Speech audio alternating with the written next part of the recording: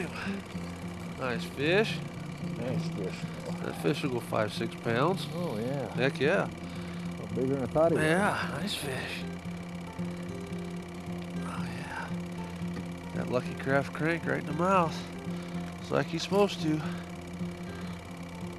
Alright. There you go, Pops.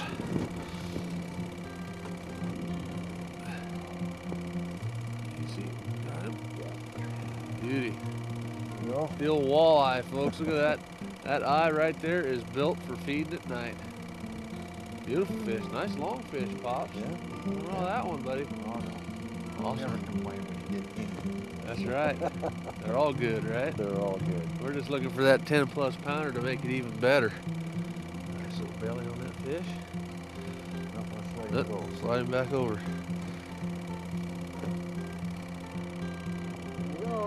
All right.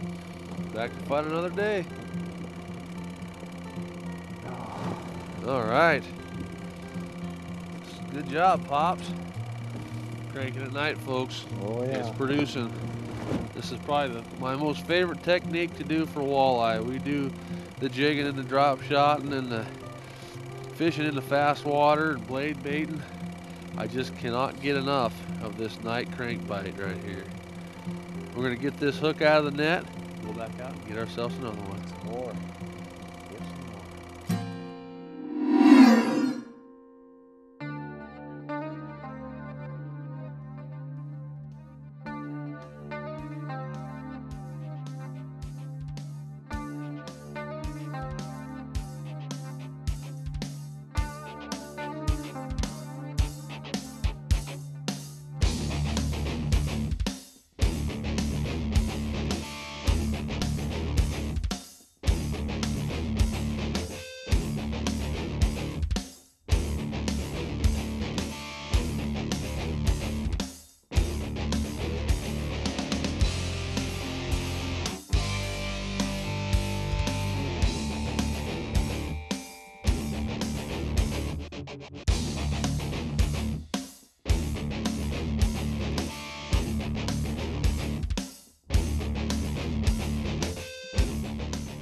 The Angler's Experience is proudly sponsored by Crestliner, leader by innovation. Strike King Lure Company, #1 in fishing lures.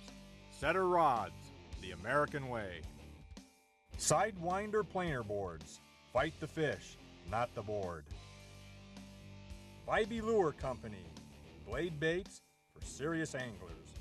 Tobler Marina, your one-stop boat shop. Easy Loader, all boat trailers are not created equal. Oxark, your single source supplier. Lincoln Electric, the welding experts. And Honda Marine, it's all about power.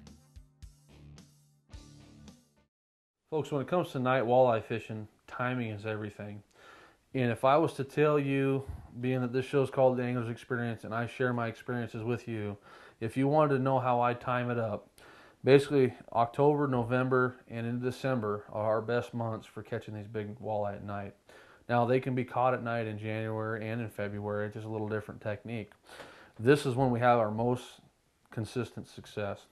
But what we do, we look on the calendar a year ahead of time. I'm always looking at the moon phases at that time of year because this is something that I just absolutely love to do.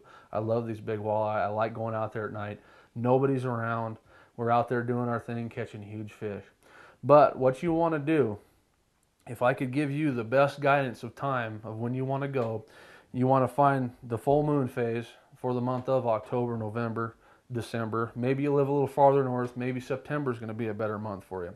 Where we're at, those are the months that we work at. So make sure that you slide it accordingly. If you're a little further down south, maybe it happens a little bit later for you. So remember to keep that.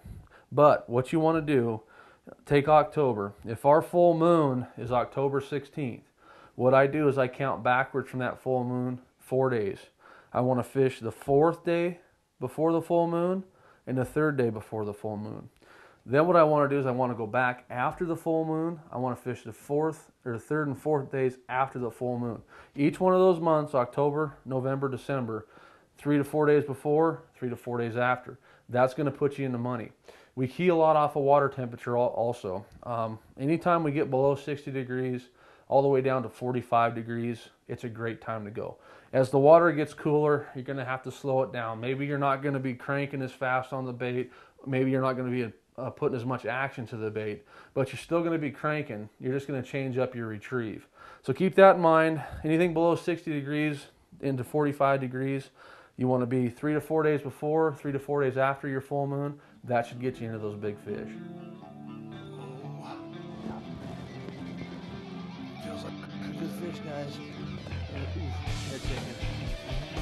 Drag back. Oh my gosh, guys.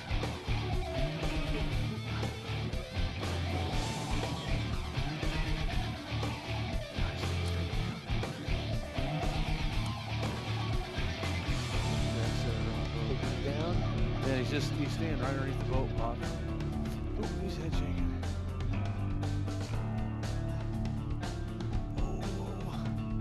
Oh, he's a big one, guys. He's a big, big fish, guys. Look at there, folks. Look at that one. That is a toad. All right, Bob. There's a beast. Big dog.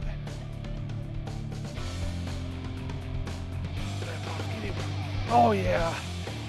Look at that one, folks. There's a toad for you, folks. Holy piggy wiggy, guys.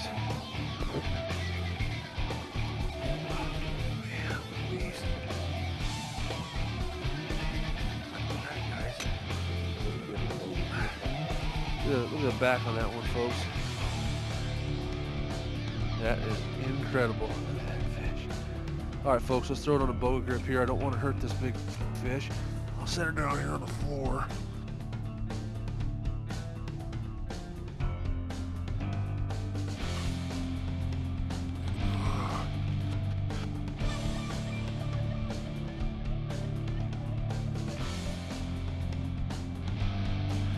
Healthy. Folks, that fish is 11.5 pounds. 11.5 pounder, guys. Absolutely awesome. Big, beautiful walleye. Is that awesome or what, Dad? Girl, get you back in the water here. Don't want to hurt you. Give her a second to revive here, folks. Oh, she's ready. Boom. Go back home, girl. Awesome, awesome, awesome. Huge walleyes at night, folks. I just love this. I love it, I love it.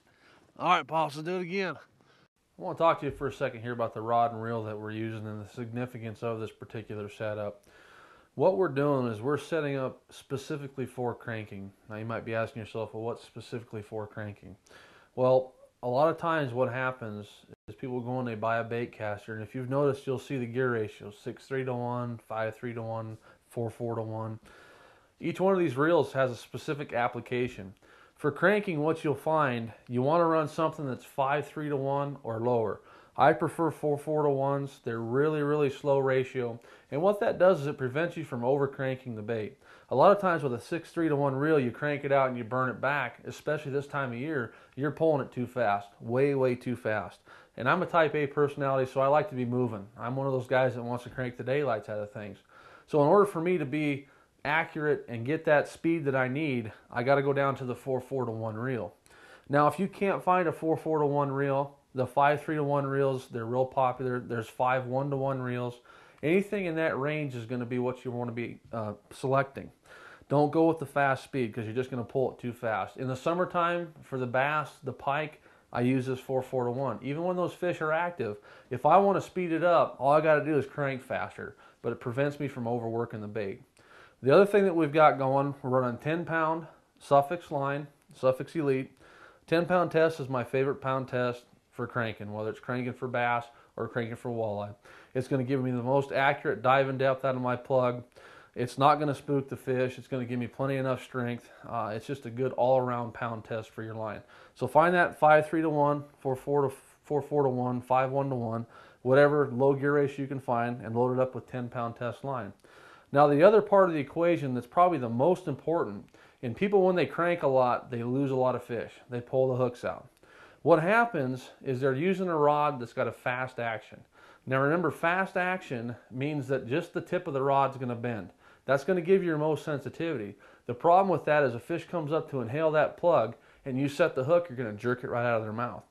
What you're going to see, if you've been reading about cranking in the magazines and such, fiberglass rods are making a comeback.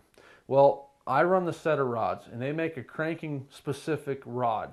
Now what you're looking for with the cranking rod is a specific bend, and it's a slow action. What the slow action means is this rod is going to bend basically from the reel seat all the way through the rod tip. What that does, it allows that bass or walleye to grab that crankbait and load it up and basically set the hook on its own. You can't pull it away. As that fish starts to fight and jump, that slow action is going to keep that hook embedded. Now what I mean by slow, watch this rod right here. It's basically bending from the handle out. That's the look that we're going for right there. Just like that. If you pick your rod up and it's just bending at the tip, that means it's a fast action rod. So find yourself one of these setter rods or a cranking specific rod. If you live in the Spokane, Coeur d'Alene area, you can find these at the Black Sheep in Coeur d'Alene. They're a great rod, but just remember, whether it's a setter or another manufacturer, find that slow action bend. That's going to keep those fish hooked up. It's going to keep you from pulling the hook out of their mouth when they strike. You're going to be a lot more happier out on the water with a setup like this when you're running crankbaits.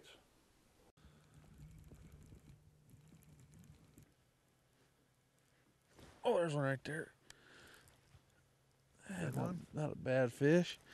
Not a giant pops. Decent fish. There, buddy.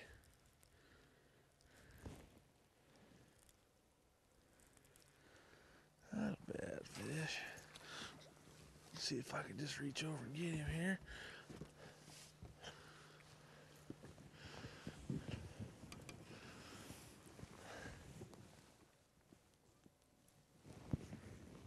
Got him. There we go. That's a pretty nice fish. Not a bad one. Bit the head of the plug. That's a good sign. Means they're active. Anytime you see the hook like this, folks, that's the primary hookup point right there. That means you hit the bait head first. That's usually when they hit like that and you see the hook like that. That means they're aggressive when they're striking at it. If you were to see the tail hook, let me get this one out of his mouth. Well, he had it good. If you were to see a scenario like this, where the back hook was in his mouth like that, that would be a negative fish. He's just coming up and nipping at it. But with him grabbing at that head hook like that, that means he's fairly aggressive. Just a little pointer for you. All right, folks, let's throw him back over the side. You folks stay tuned for more walleye action with my dad, catching big eyes at night.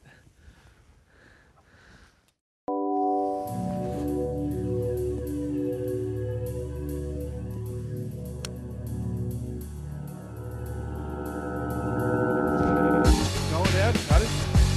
Feel like a good fish? Got him, Dad. There we go. That one, folks. Little pops. That fish there is about 10 pounds. A long, skinny fish. Almost looks like he might have something wrong with him here. He's got some sores. Yep. Kind of acting a little different, but he's a big dude. We don't want to hurt a fish that big, so let's go ahead and let him over the side, Pops. What a beauty. The way that Dad and I are fishing for these night walleye is we're basically pulling into an area where we've done some research in the day. I kind of know where these fish migrate just because we fish this particular reservoir a lot. And I know the way these fish are moving, and in your particular reservoir or lake, you'll probably know this same thing too. But what we're doing is we're going to areas where I know they live, whether it be main lake points, transitions from rock to sand.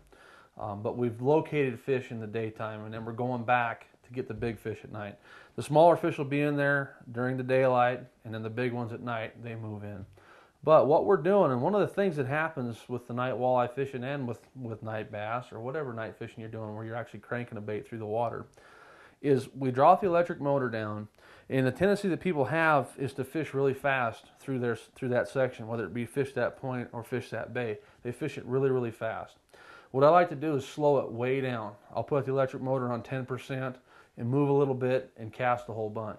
And what I mean by that, if you make a cast and then your boat's moving down the shoreline, and by the time you crank it in, you've gone down the shoreline 20, 30, 40 feet, What's happened is maybe you threw it out there, and because it's dark and the fish are having to use the senses such as lateral line for vibration, maybe it's scent because we send our baits up, they may hear that bait, hit, and start moving, but by the time you get it to the boat, they didn't get a locate on it. What I like to do is take my casts and really shorten them up. And what I mean by shorten them up is if I just cast here, instead of going down the shoreline and throwing another cast out here, I want to get them real tight. By getting them real tight, on this pass here, I might have got a fish's attention. If I'm all the way down here, I'm not going to have a chance at that fish. So by closing it up and making my cast really tight, that keeps me in that strike zone for a longer period of time, where maybe I got the attention the first time, the second time I come through and I'm only 4 or 5 feet down the shore further, that fish is still going to find it and strike it. So keep that in mind. At nighttime, slow it way down, keep the cast really tight, parallel on the shore. You're going to catch a lot more fish that way.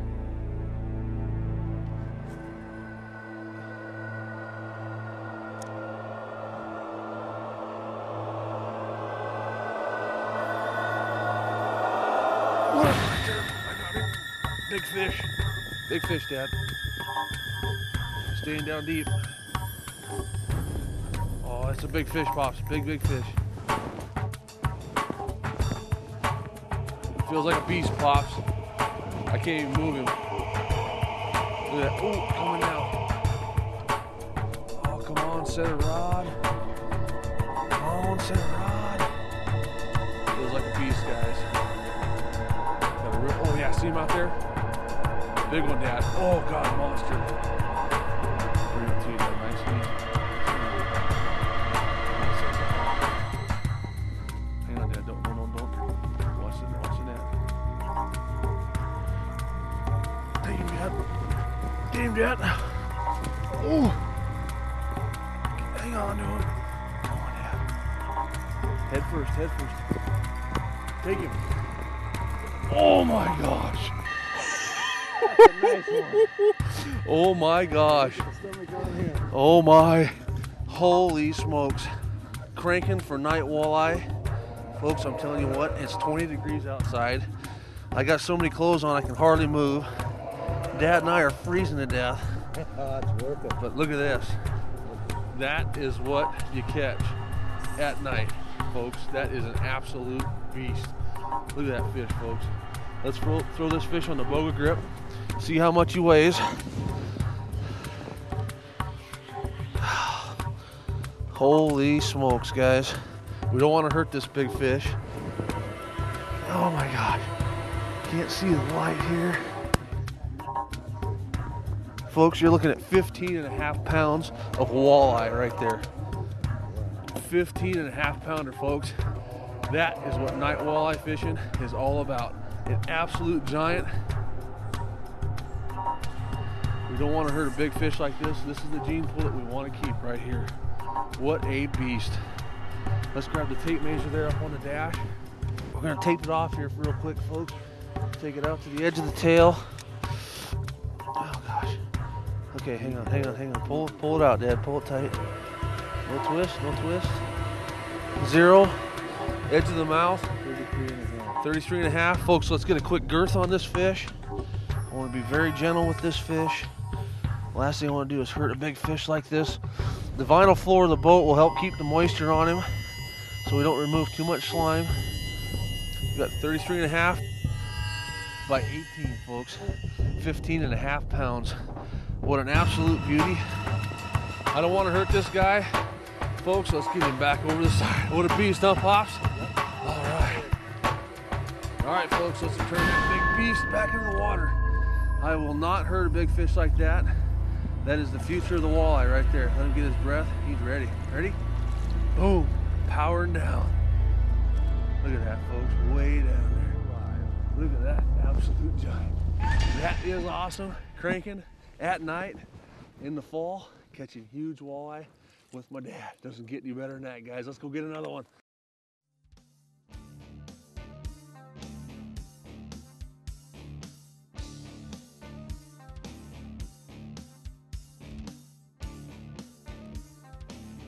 Oh, this one right there. Good fish. Right inside of the boat. Oh, it's a big one, Dad. Good fish. Good. Good fish, Pops. I can't see him. Oh.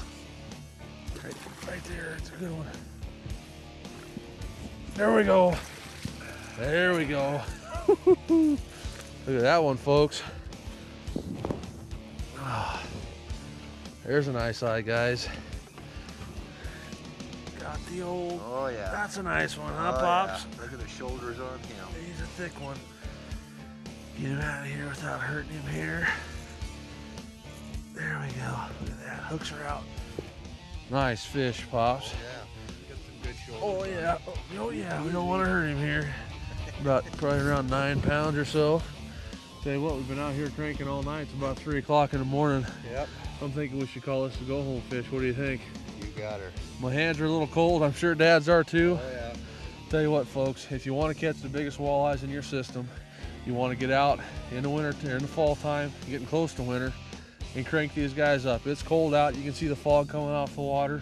There's nobody around. If you dress for it properly, find where they're at, throw that crank out there in the right mood phase, you'll catch big walleyes just like these.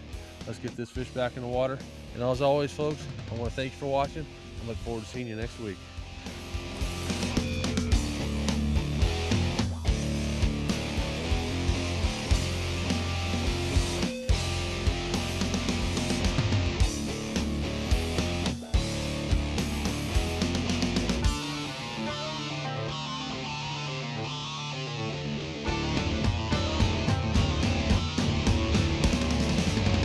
For a list of today's gear and techniques, log on to axfishing.com and select AX Journals.